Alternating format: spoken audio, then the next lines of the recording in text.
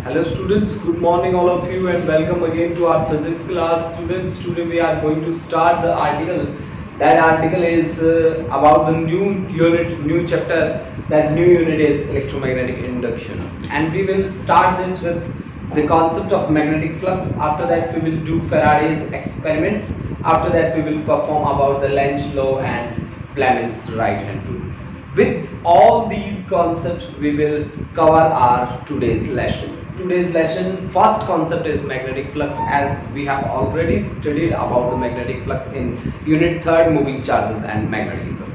Today we will take a brief about the magnetic flux कि magnetic flux क्या चीज होती है, हम उसको कैसे डिफाइन करते हैं। ठीक है, तो सबसे पहले हमारे पास बात आती है इलेक्ट्रोमैग्नेटिक इंडक्शन के लिए कि इलेक्ट्रोमैग्नेटिक इंडक्शन क्या चीज है। स्टूडेंट्स, इससे पहले हमने जो प्रिपेयर करे हैं वो प्रिपेयर किया है इलेक्ट्रोस्टैट, जहां पे हमने स्टडी करा स्टैटिक चार्जेस को और स्टैटिक चार्जेस की प्रॉपर्टीज को। स्टैटिक चार्जेस की क्या क्या प्रॉपर्टीज थी, जैसे कि वो फोर्स लगाते थे, स्टैटिक चार्जेस एक दूसरे के ऊपर फोर्स अप्लाई करते थे और इसके साथ साथ उनका फील्ड होता था, उनकी फील्ड लाइंस के कॉन्सेप्ट बनते थे, फ्लक्स का कॉन्सेप्ट बना था, गॉस लॉ आया था, वहां पे पोटेंशियल आया था। अच्छा, इसके अलावा हमारे पास कैपेसिटर आया था।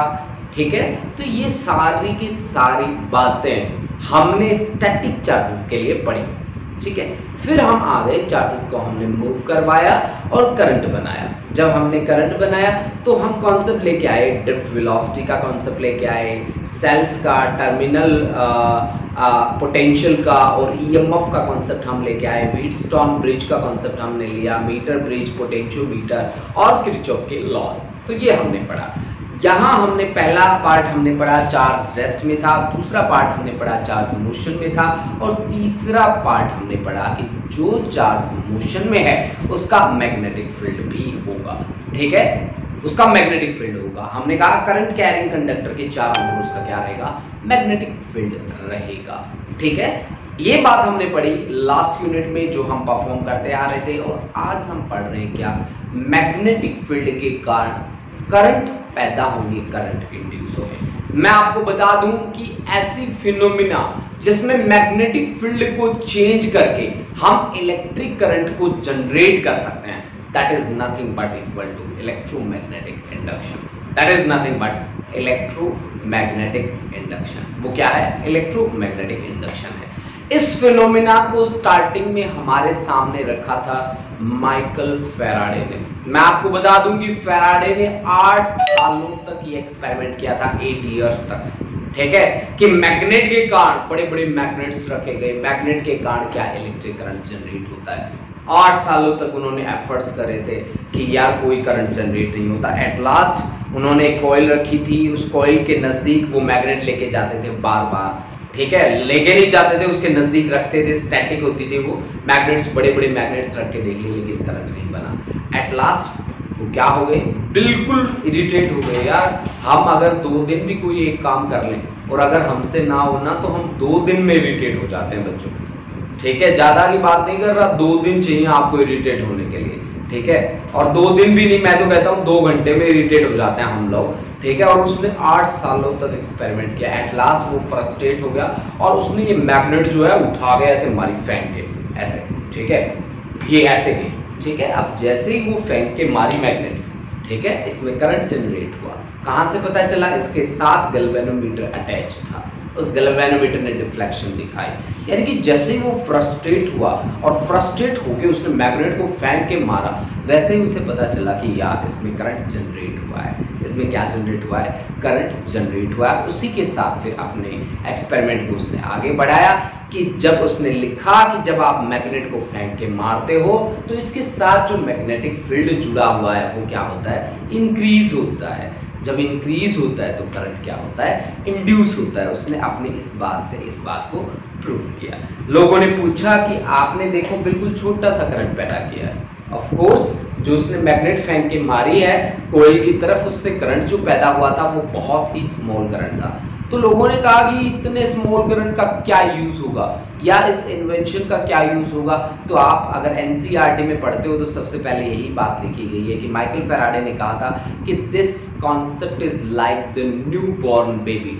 अब न्यू बॉर्न बेबी का क्या यूज होता है भाई, जो बच्चा पैदा हुआ है वो पैदा होते ही कोई आईएएस थोड़ी ना बन जाता है, ठीक है, कोई नरेंद्र मोदी थोड़ी ना बन जाता है पैदा होते, ऐसा थोड़ी ना है, थोड़ा वेट करना पड़ता है ना।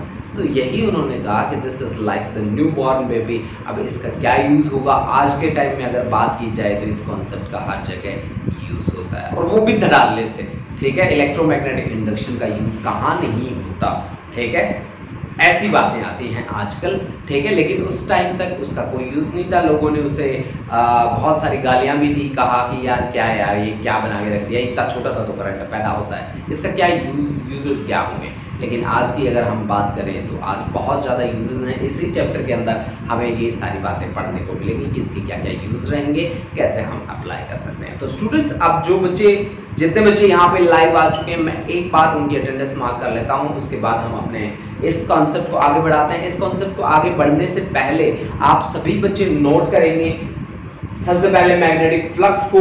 फ्लक्स होता है आपके पास dot product of magnetic field and area, और उसके लिए थीटा 0, 90 और 180 पे काम करेंगे। उसकी यूनिट और डायमेंशनल फॉर्मूला लिखेंगे आप लोग। हालांकि ये सारे के सारे काम आपने पहले कर रखे हैं, फिर भी आप एक बार फिर से नोट कर लीजिए बच्चा पार्टी, ठीक है। तब तक मैं आपकी अटेंडेंस मार्क कर लेता हूँ। आप नोट करेंगे सबसे पहले हमारे पास है इलेक्ट्रोमैग्नेटिक इंडक्शन। इलेक्ट्रोमैग्नेटिक इंडक्शन क्या है कि अगर हम मैग्नेटिक फील्ड को चेंज करते हैं तो करंट जनरेट होते हैं। This phenomena is nothing but electromagnetic induction, मतलब मैग्नेटिक फील्ड को चेंज करने के कारण इलेक्ट्रिक करंट का जनरेट होना, that's the electromagnetic induction. And on the basis of this we will perform today. Okay, after that first article we have taken about the magnetic flux magnetic, और एक था electric. Electric flux को बनाता था electric field का dot product area के साथ, magnetic flux को बनाएगा मैग्नेटिक फील्ड का डॉट प्रोडक्ट एरिया के साथ, ठीक है। तो यहाँ पे मैग्नेटिक फ्लक्स की यूनिट और डायमेंशन फॉर्मूला ही हमने लिखा है, that you can note down, है ना। और जब तक जो बच्चे लाइव आ चुके हैं प्लीज अपनी अटेंडेंस मार्क करवा दें। जैसे ही उनकी अटेंडेंस मार्क हो जाती है हम फिर आगे बढ़ेंगे, ठीक है। तब तक ये सब कुछ नोट करें बच्चा।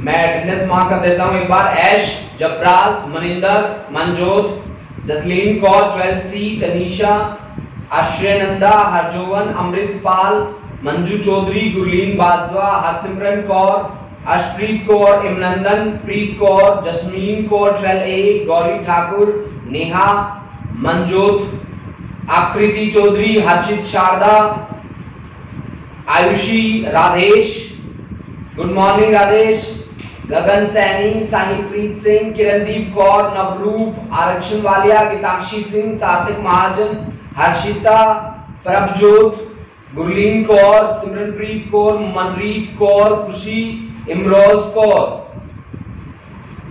अच्छा, अंशुल राणा, संदल, लवलीन, पायल जारियाल, 12C, जयंतिका, राधेश, 12A, गुरलीन कौर, हाँ जी हो गई अटेंडेंस बेटा आपकी। प्रशांत शर्मा 12C, अरमान भारद्वाज, मनीषा, अच्छा Manisha 12A, Tanveer 12C, Ankita Rana 12C। तो ये बच्चे हैं हमारे जो क्लास में प्रेजेंट हैं, और जो बच्चा बाद में आता है वो अपनी अटेंडेंस मार्क करवा देगा मुझे। देखो स्टूडेंट्स, मैंने आपको 2 और 3 मिनट्स का टाइम दिया था इस चीज को नोट करने के लिए, और ये चीजें हम पहले भी पढ़ चुके हैं, फिर भी मैं एक बार ब्रीफ दे देता हूँ।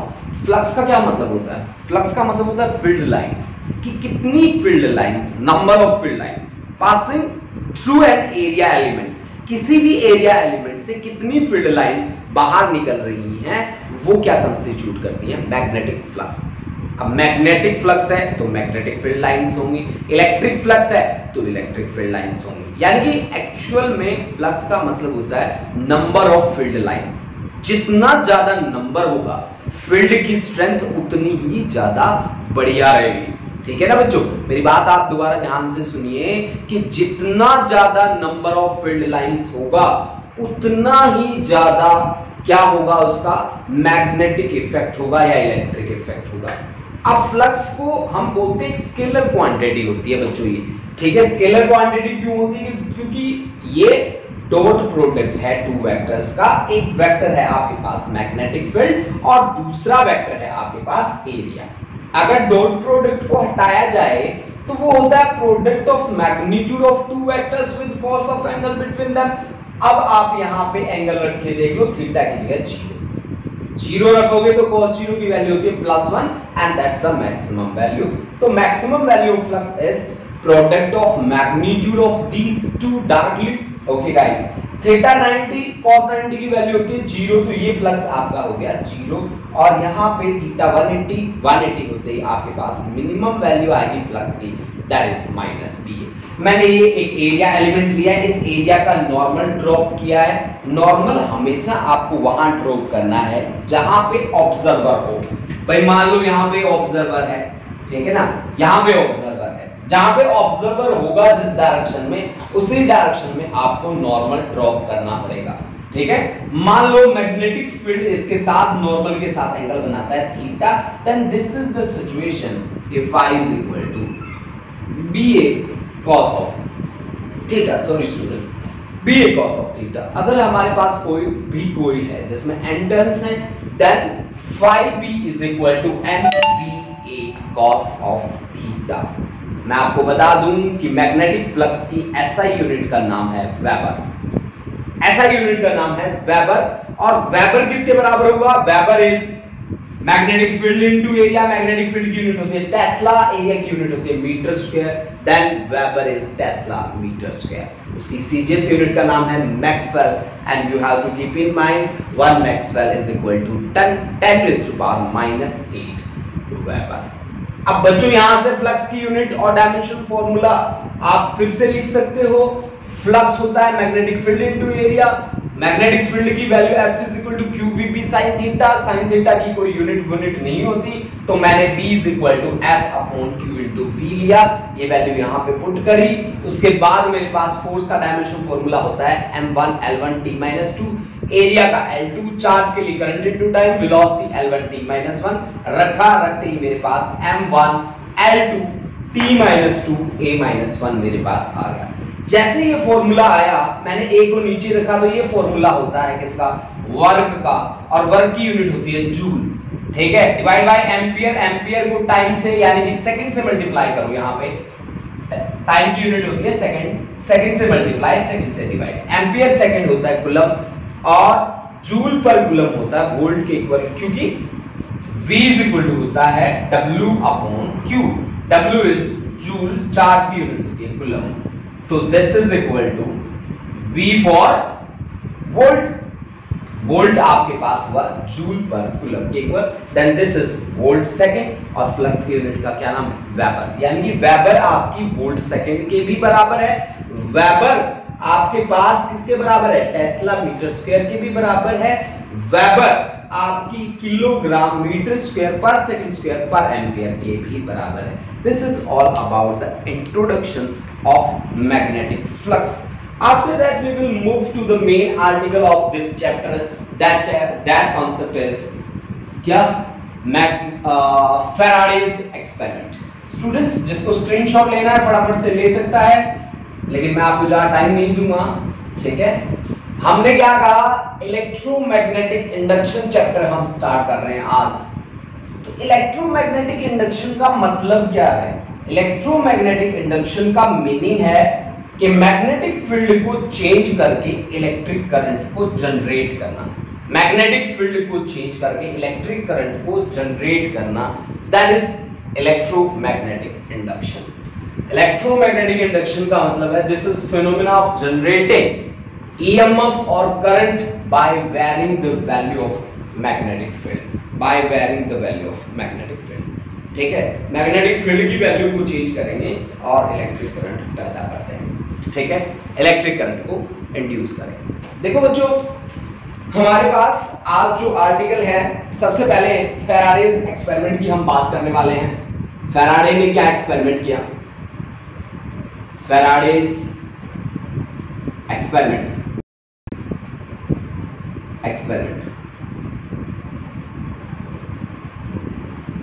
माइकल फैराडे ने क्या एक्सपेरिमेंट परफॉर्म किया? दैट वी विल टेक, ठीक है। फैराडेज एक्सपेरिमेंट देखो हम कैसे परफॉर्म करते हैं।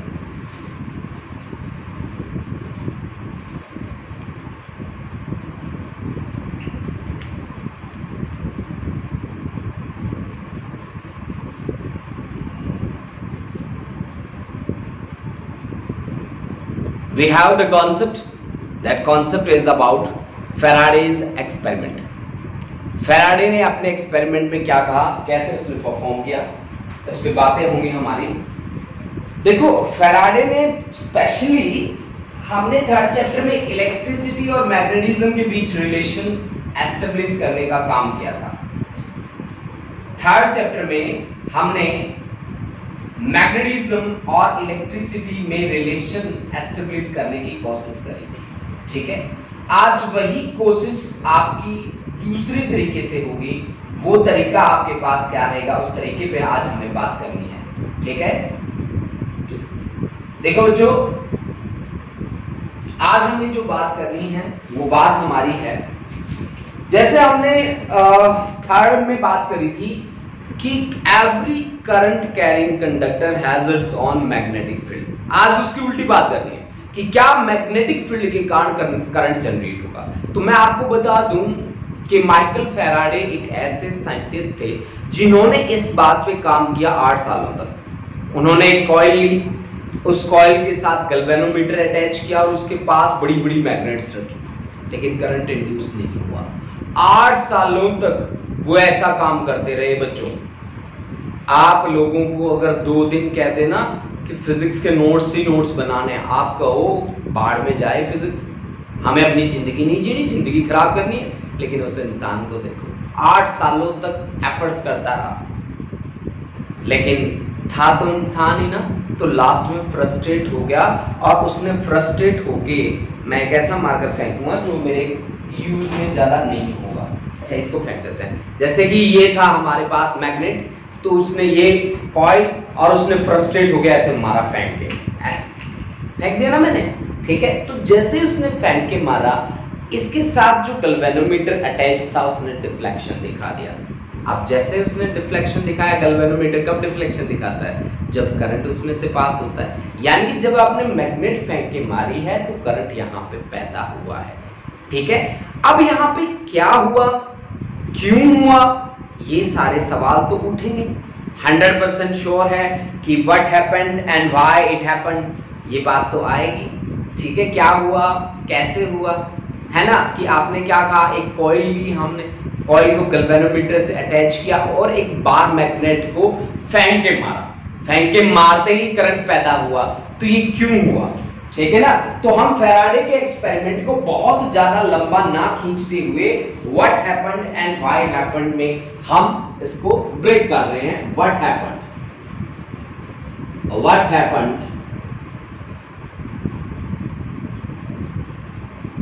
ठीक है, और व्हाई इट हैपेंड,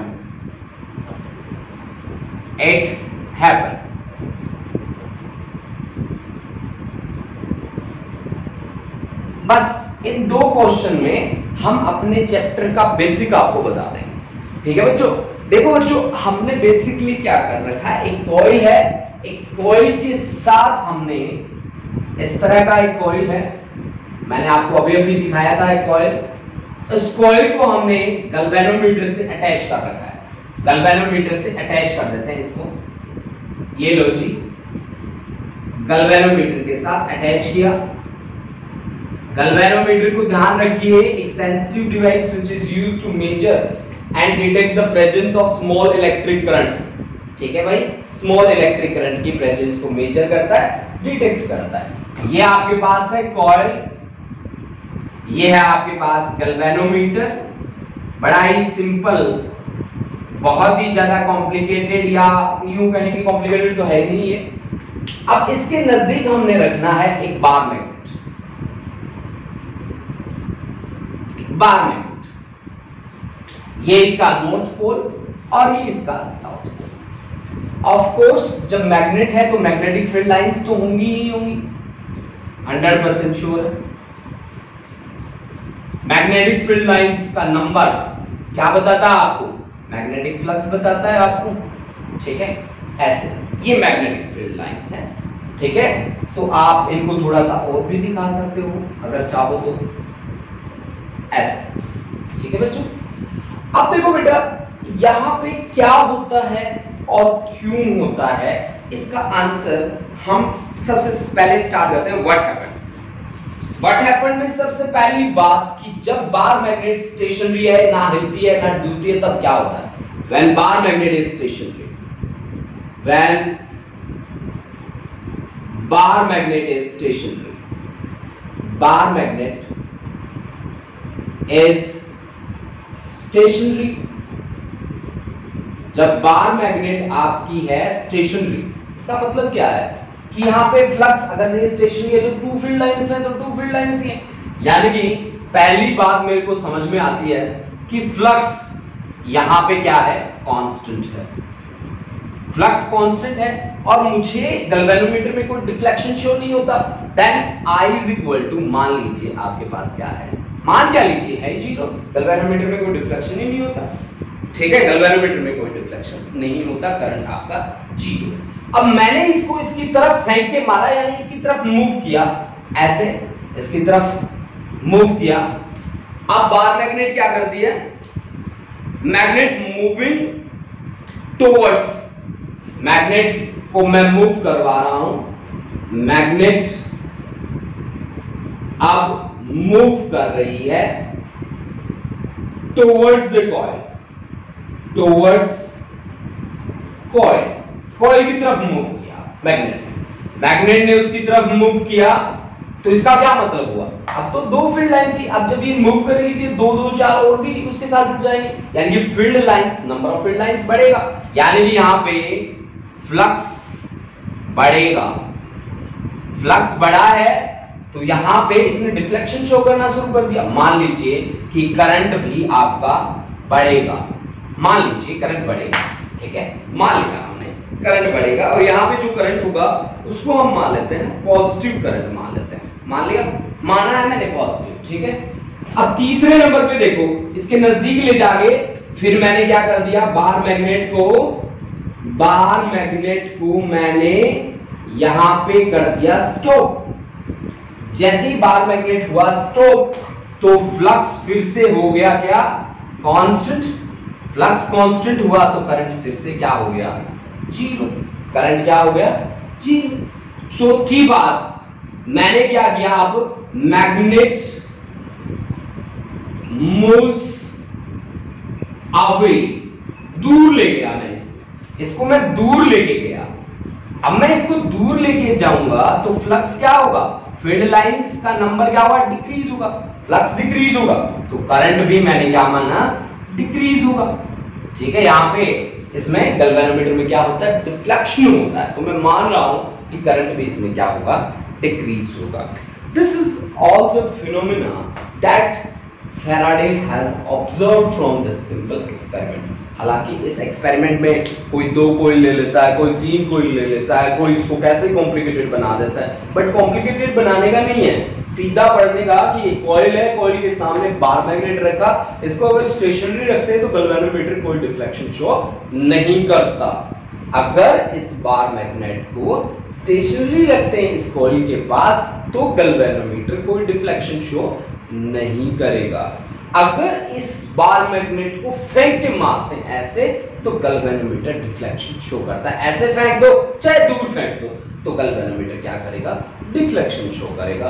और इसका कंक्लूजन मैंने यही निकाला कि फ्लक्स में जो होने वाला चेंज है उसी चेंज के कारण कहीं ना कहीं करंट जनरेट होता है। ठीक है, यानी कि फ्लक्स में अगर चेंज होता है, फ्लक्स बढ़ता है या घटता है, तभी गैल्वेनोमीटर क्या शो करता है, डिफ्लेक्शन शो करता है, अदरवाइज वो डिफ्लेक्शन शो नहीं करता। अब इस बात को मैं क्या नाम दूं, ठीक है, अब इसी चीज को मैं फैराडे के फर्स्ट लॉ और सेकंड लॉ से एक्सप्लेन करना चाहता हूं। फैराडे ने अपने 2 लॉ दिए बेसिकली, ठीक है। तो फैराडे का फर्स्ट लॉ क्या कहता है कि जब amount of magnetic flux linked with the coil changes and EMF और करंट विल इंड्यूस। देखो बच्चों, ईएमएफ वर्ड यहां पे साथ में ऐड करके चलूंगा मैं, ठीक है। ईएमएफ वर्ड क्यों ऐड करके चलूंगा, इसका रीजन भी मैं आपको बताऊंगा, ठीक है। ईएमएफ वर्ड में साथ साथ यूज क्यों करके चल रहा हूं, करंट से काम क्यों नहीं चला रहा मैं, ठीक है। क्योंकि अगर मेरा सर्किट क्लोज है तो ठीक है, करंट का फ्लो हो जाएगा, अगर ओपन हो जाए तो ये जो एनर्जी है बेसिकली आप क्या कर रहे हैं, आप सोच के देखो कि यहां पे करंट जनरेट कर रहे हैं आप। करंट जनरेट करने का क्या मतलब है, इलेक्ट्रिकल एनर्जी को पैदा कर रहे हैं आप। और law of conservation of energy क्या कहता है कि एनर्जी को तो आप पैदा नहीं कर सकते, यानी कि ये किसी ना किसी दूसरी फॉर्म से चेंज हुई। वो दूसरी फॉर्म क्या है, यार आप पकड़ के इसे फेंक रहे हो ना, mechanical energy you are supplying, that mechanical energy is being converted into electrical energy. आप हाथ से पकड़ के इसे ऐसे ले जा रहे हो, मैकेनिकल एनर्जी लगा रहे हो कि नहीं लगा रहे, that mechanical energy is being converted into electrical energy, है ना। एनर्जी को आप क्रिएट नहीं कर रहे भाई, ठीक है, आपने जो मैकेनिकल लगाई है ना उसी का परिणाम है जो आप यहाँ पे भुगत रहे हैं। अब फैराडे का पहला लॉ करते हैं। फैराडे का फर्स्ट लॉ इस पूरे डायग्राम को देख के बनाना है। पूरे डायग्राम को देख के मैं क्या सोचता हूं कि whenever amount of magnetic flux linked with the coil changes and EMF is induced in the circuit and it lasts so long as the change in magnetic flux continues। अगर magnetic flux में change होता रहा तो current रहेगा, अगर magnetic flux में change रुक गया तो करंट भी रुक गया। यानी कि फैराडे का फर्स्ट लॉ की स्टेटमेंट मैं फटाफट से लिख रहा हूं। Faraday's first law, Faraday's first law,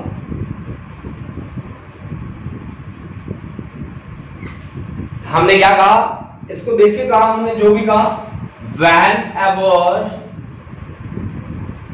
magnetic flux linked with the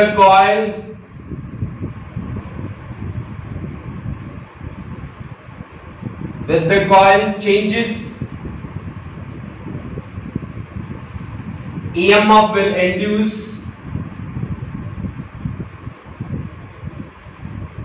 and it lasts so long as change in flux continue। ठीक है भाई, जब तक फ्लक्स में चेंज होगा तब तक ईएमएफ इंड्यूस होगा, जैसे ही फ्लक्स रुक जाएगा वैसे ही ईएमएफ का पैदा होना भी रुक जाएगा। This is the Faraday's first law, यही है फैराडे का फर्स्ट लॉ। अगर आपने ईएमएफ में किया चेंज तो करंट होगा इंड्यूस, अदरवाइज करंट नहीं होगा इंड्यूस। ठीक है भाई, उसके बाद देखिए सेकंड लॉ क्या कहता है फैराडे का। सेकंड लॉ जो बात करेगा वो बहुत ही अच्छी बात होगी, पूरे चैप्टर का बेस बनेगा वो। ठीक है, फैराडे का second law, Faraday's second law, Faraday का सेकंड लॉ क्या कहता है? देखो बच्चों, फैराडे ने जो काम किया ना वो काम सुपर था। उसने मैग्नेट के कारण इलेक्ट्रिक करंट को जनरेट किया। हमने इससे पहले वाले चैप्टर में क्या किया था? हमने इससे पहले वाले चैप्टर में करंट के कारण मैग्नेटिक फील्ड को पैदा किया था। इस चैप्टर में क्या हो रहा है? इस चैप्टर में मैग्नेट के कारण इलेक्ट्रिक करंट जनरेट हो रहा है। दिस इज द थिंग, ठीक है। फैराडे का सेकंड लॉ क्या कहता है? फैराडे का सेकंड लॉ कहता है कि जो ईएमएफ इंड्यूस होती है ना उसकी डिपेंडेंसी फ्लक्स पे होती है, डी फाई बाय dt। जो ईएमएफ इंड्यूस होगी वो डायरेक्टली डिपेंडेंट होगी फ्लक्स में चेंज के। फ्लक्स कौन सा है? मैग्नेटिक फ्लक्स है। मैग्नेटिक फ्लक्स क्या होता है? आप सभी को पता है मैग्नेटिक फ्लक्स होता है BA cos of theta, BA cos of theta। Magnetic flux तो यही होता है, यानी कि EMF E is equal to some constant K d phi by dt in all systems K is equal to 1। अगर K को 1 रख दूं तो E is equal to d phi by dt। Students, one thing you have to keep in mind, this is the magnitude of induced EMF। According to Michael Faraday's second law, induced EMF का magnitude जो होगा ना वो flux में change with respect to time, rate of change of flux के equal होगा। इसके direction उसने नहीं बताई। इसके डायरेक्शन को बताने के लिए बहुत ही अच्छे महानुभाव थे जिनका नाम था लेंज। उन्होंने अपने लॉ में बताया, फैराडे लेंज लॉ में उन्होंने कहा कि induced EMF has the opposite direction to change in flux. Flux में जिस डायरेक्शन में चेंज होता है उससे अपोजिट डायरेक्शन में ईएमएफ इंड्यूस होगी बच्चों, उससे अपोजिट डायरेक्शन में ईएमएफ इंड्यूस होगी। ठीक है भाई, इसको रब कर रहा हूं पूरे को, ठीक है। और दो चार बातें जो मुझे बतानी है आपको वो बता रहा हूं स्पेशली। इसके बाद हम कमेंट बॉक्स में जाएंगे जहां पे आप मेरे को बताओगे कि कोई डाउट आया नए चैप्टर को हमने स्टार्ट किया है तो नया चैप्टर आपको कैसा लगा, इजी लगा कि डिफिकल्ट लगा, ठीक है। तो ये बातें आप मेरे को बताओ। देखो बच्चों, हमने क्या कहा कि फैराडे लेंज लॉ, फैराडे का भाई आया इसके साथ लेंज। फैराडे ने अपने भाई को कहा कि तू भी थोड़ा क्रेडिट ले ले, तेरा भी नाम चल जाएगा, ठीक है। और उसने अपना नाम चलाने के चक्कर में हमारे लिए कॉन्सेप्ट बढ़ा के खड़ा कर दिया, ठीक है। अपने एक कॉन्सेप्ट बता देता कि ये होता है यार, और हमारा एक कॉन्सेप्ट ना बढ़ता और हमें फालतू रट्टे ना मारने पड़ते। बट क्या करें, अगलों को चाहिए था नाम चाहिए था। देखो कैसे ऐड हो गया है Faraday Lenz law. Faraday Lenz law क्या कहता है कि EMF is equal to minus of d phi by dt। बस माइनस ही तो लगाना था, तो ये ही लगा देता माइनस। बताओ, नहीं लगाया यार, इसे अपना एक अलग से लॉ बनाया। बताओ अब इसका मीनिंग क्या है पता है कि इंड्यूस्ड ईएमएफ की डायरेक्शन अपोजिट रहेगी हमेशा। किससे? जिस डायरेक्शन में फ्लक्स चेंज होगा ना, फ्लक्स में चेंज होगा उससे अपोजिट डायरेक्शन में ईएमएफ इंड्यूस होगी। मान लो फ्लक्स में चेंज इस डायरेक्शन में हो रहा है तो ईएमएफ इस डायरेक्शन में इंड्यूस होगी। अब इस बात का मतलब बहुत बड़ा हो जाता है मेरे भाई, ठीक है। ये बात बड़ी, एक माइनस का साइन लगाया, बड़ी छोटी सी बात दिख रही है आप लोगों को, लेकिन छोटी बात नहीं है, कहीं ना कहीं इस बात के बहुत बड़े मीनिंग है। अब इस बात की मीनिंग क्या है पता है? सबसे बड़ी बात क्या है कि भाई जो इसको पैदा कर रहा है, ईएमएफ को पैदा कौन कर रहा है? फ्लक्स में चेंज होना ईएमएफ को इंड्यूस कर रहा है। फ्लक्स में जो चेंज होगा वो ईएमएफ को इंड्यूस कर रहा है, मतलब ईएमएफ को इंड्यूस करने वाला कौन है? फ्लक्स में चेंज। और अब ये पैदा कहां हो रहा है? उससे अपोजिट। मतलब मीनिंग क्या होता है? जो इसको पैदा कर रहा है ना उसी को गालियां दे रहा है, उसी से अपोजिट चल रहा है। बताओ कोई बात होती है? यही बात होती है भाई। अब इस बात का प्रूफ भी हमें देना है। ऐसे बातों बातों में तो काम नहीं चलेगा, बातों बातों में काम नहीं चलेगा, इसका प्रूफ हमें देना है। बच्चों यहाँ पे फाई बी की वैल्यू आप बी cos थीटा भी रख सकते हो और फ्लक्स में चेंजेस आप देख सकते हो, ठीक है। तो सबसे पहले मैं आपको बता दूं कि सबसे पहले तो हम करते हैं लेंज का लॉ। उसने अपनी एक्सप्लेनेशन कैसे दी, उसके बाद फ्लक्स में चेंज, इस कॉन्सेप्ट पे भी हम थोड़ी सी चर्चा करेंगे, ठीक है। तो स्टार्ट करते हैं लेंज का लॉ, लेंजेस लॉ, ठीक है भाई। Lenz law, Lenz's law,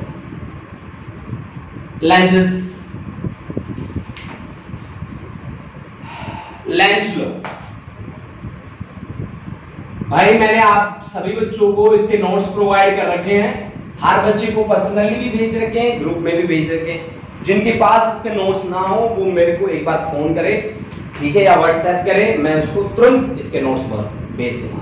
Lenz लो को सबसे पहले मैं हिंदी में लिखता हूं, जिनको हिंदी समझ में आती है। आ रहा है तो आने नहीं देता, तो आने नहीं देता, नहीं देता, और जा रहा है तो जाने नहीं देता, जा रहा है तो जाने नहीं देता, जाने नहीं देता। ठीक है भाई, ऐसे तो एक गाने की सी फीलिंग आती है आपको। आ रहा है तो आने नहीं देता, जा रहा है तो जाने नहीं देता। क्या करें, ये कमबख्त कोरोना घर से बाहर भी निकलने नहीं देता। चलो कोई बात नहीं भाई, लेंज लो की बात सुनो।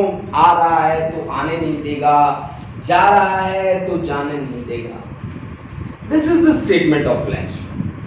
ठीक है ना बच्चों, सभी बच्चों को याद हो गया होगा आई थिंक ये बात कि आ रहा है तो आने नहीं देगा, जा रहा है तो जाने नहीं देगा। कैसे नहीं आने देगा, कैसे नहीं जाने देगा, चर्चा करते हैं इस पे अभी लोग। ठीक है, ये मैं रब कर रहा हूँ क्योंकि हिंदी अलाउड नहीं है हमारी क्लास में, है ना।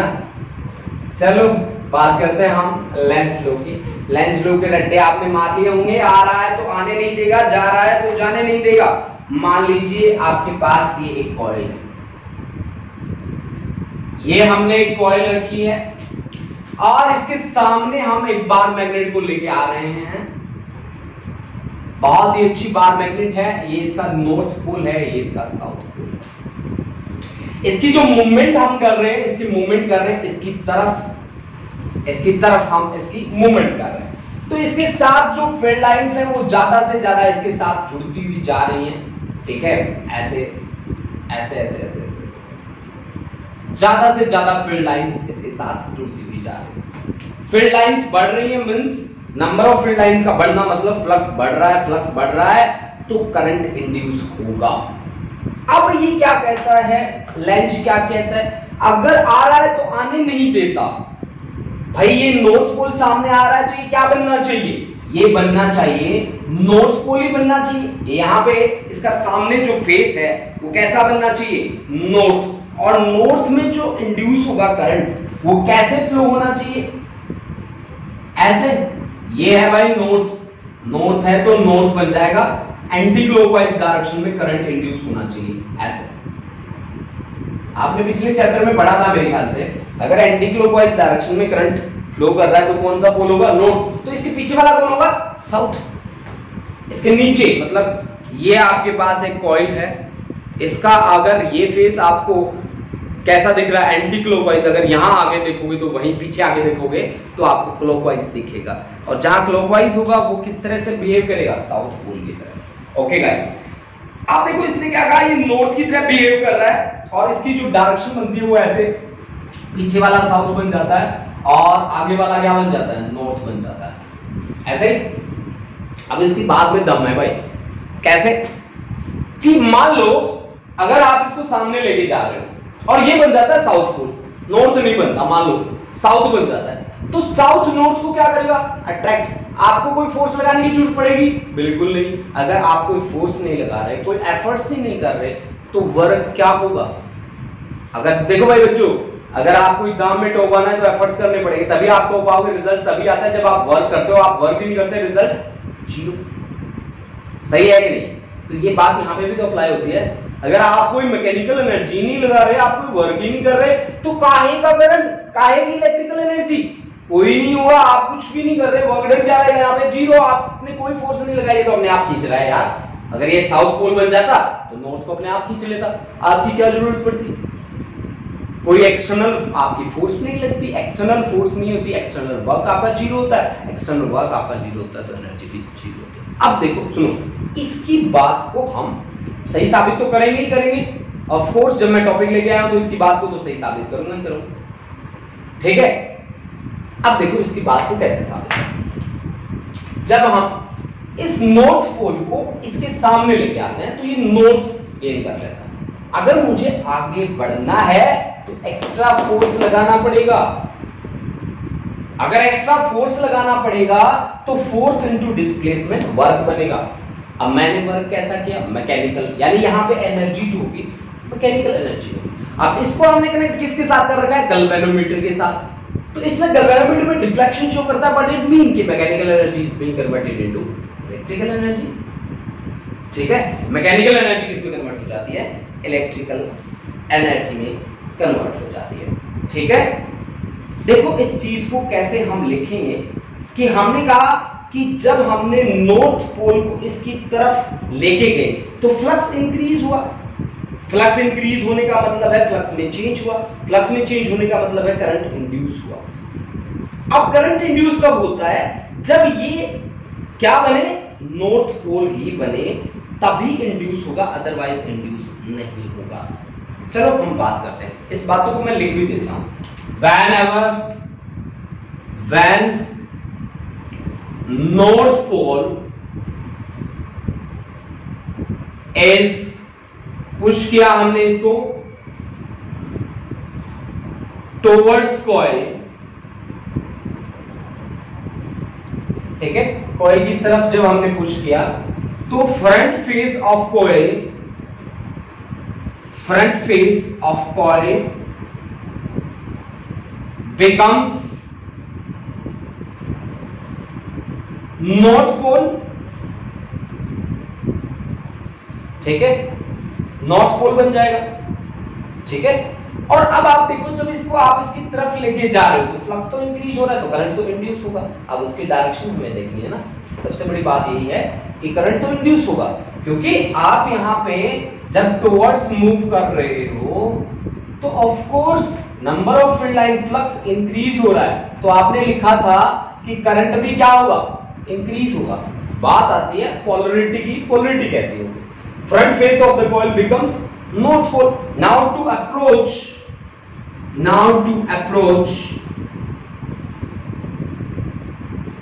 We have to apply extra force हमें अप्लाई करनी पड़ेगी। And this force into displacement is nothing but equal to mechanical energy and this mechanical energy is being converted into electrical energy. यानी कि ये बात यहां पे करंट का इंड्यूस होना पॉसिबल एक ही स्टेट में है, जब आप नॉर्थ को सामने लेके आओ तो इसका फ्रंट फेस क्या बन जाए, नॉर्थ बन जाए, तभी ये पॉसिबल है, अदरवाइज ये बात पॉसिबल नहीं होगी। अब लेंज लॉ की स्टेटमेंट भी पूछते हैं हमें। सबसे पहले है it gives the direction of induced EMF in the circuit. Lenz law हमें क्या बताता है, ये बात भी मैं लिख देता हूं यहां पे, it gives direction of induced EMF in the circuit, direction of induced EMF in the circuit में इंड्यूस्ड जो होगी EMF उसकी डायरेक्शन को प्रोवाइड करने का काम करता है लेंज लॉ। और ये भी कहता है कि direction of induced EMF is such that it opposes the change in magnetic flux।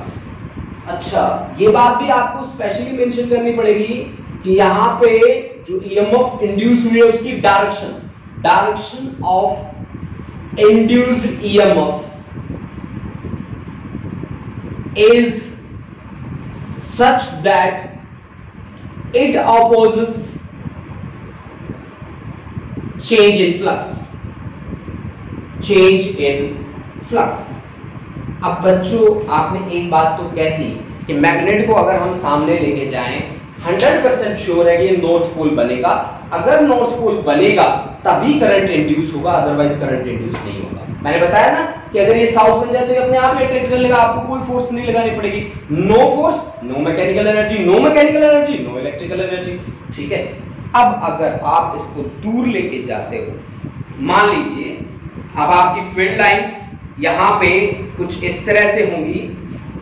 Field lines आपके पास इस तरह, फील्ड लाइंस को आप शो कर सकते हैं यहां पे ऐसे, ठीक है, प्रेजेंटेशन दे सकते हैं आप फील्ड लाइंस के लिए, ठीक है बच्चों। अब अगर मान लो आपके पास ये कोइल है, यही वाली ऊपर जो आपने रख रखी है यही कोइल है, और आप इससे बार मैग्नेट को दूर लेके जा रहे हो, दूर लेके जा रहे हो नॉर्थ को, इसको इधर लेके जा रहे हो। अब इसको दूर जब लेके जा रहे हो तो ये 100% श्योर है साउथ पोलरिटी शो करना चाहिए, ठीक है, साउथ पोलरिटी शो करना चाहिए, ठीक है। इस तरह से यहां पे करंट फ्लो करेगा क्लॉकवाइज, क्लॉकवाइज करंट का फ्लो होगा, ठीक है। अब ये पीछे वाला फेस नॉर्थ बन जाएगा, ये वाला फेस साउथ बन जाएगा, इसकी डायरेक्शन हो जाएगी इस तरह से, ठीक है, ये डायरेक्शन हो जाएगी। मैग्नेटिक फील्ड लाइंस की डायरेक्शन उससे अपोजिट हो जाएगी, ऐसे ऐसे। अब देखो बच्चों, जब आप इसको दूर लेके गए तो ये साउथ पोलरिटी शो कर रहा है, ये कोइल का फ्रंट फेस। अब जब दूर लेके जाओगे तो इसको खींचेगा, यही वाली बात हुई ना, आ रहा है तो आने नहीं देता, जा रहा है तो जाने नहीं देता, खींचेगा, खींचेगा तो आपको फोर्स लगानी पड़ेगी, और फोर्स इनटू डिस्प्लेसमेंट क्या होगा, work. That work is nothing but equal to mechanical energy, and that mechanical energy is converted into electrical energy, that mechanical energy is converted into electrical energy. अब देखो बच्चों, आपने क्या कहा कि आपने फोर्स अप्लाई करी, आप इसको धक्के से लेके गए, इसके सामने आगे लेके गए तो धक्के से, अब इससे दूर लेके जा रहे हो तो धक्के से, मतलब आपने जितना फोर्स इनटू डिस्प्लेसमेंट वर्क किया वही वर्क कहीं ना कहीं इलेक्ट्रिकल एनर्जी में की फॉर्म में अपीयर हो रहा है आपको। You can say this law is in accordance with law of conservation of energy, total पूरी तरह से ये law in accordance with law of conservation of energy क्या करता है, इस कॉन्सेप्ट को फॉलो करता है कंप्लीटली बच्चों, प्योर, ठीक है ना, ये उस बात को प्योरली ओबे करता है, ठीक है। तो इन चीजों को आप बड़ी बारीकी से समझे बेटा, ठीक है। यानी कि मैं यहां पे लिख सकता हूं Lenz law, this law favours the law of conservation of energy, this law favours law of conservation of energy, law of conservation of energy, conservation of energy, energy है ना, law of conservation of energy को ये favour करता है। अब सभी बच्चे comment box में आओ और मेरे को बताओ कि ये कॉन्सेप्ट में कोई डाउट है कि नहीं है। 2 मिनट्स हैं आपके पास केवल, ठीक है, 2 मिनट हैं आपके पास, फटाफट आएंगे सभी बच्चे और मेरे को बताएंगे कि क्या कोई डाउट है। अगर है तो हम कवर करेंगे उसे, अगर नहीं है देन इट्स वेरी गुड। अच्छा गुरलीन कौर, अच्छा जसवीर, जसवीर बेटा मेरे पास फोन करना, जसवीर फोन करना बच्चे।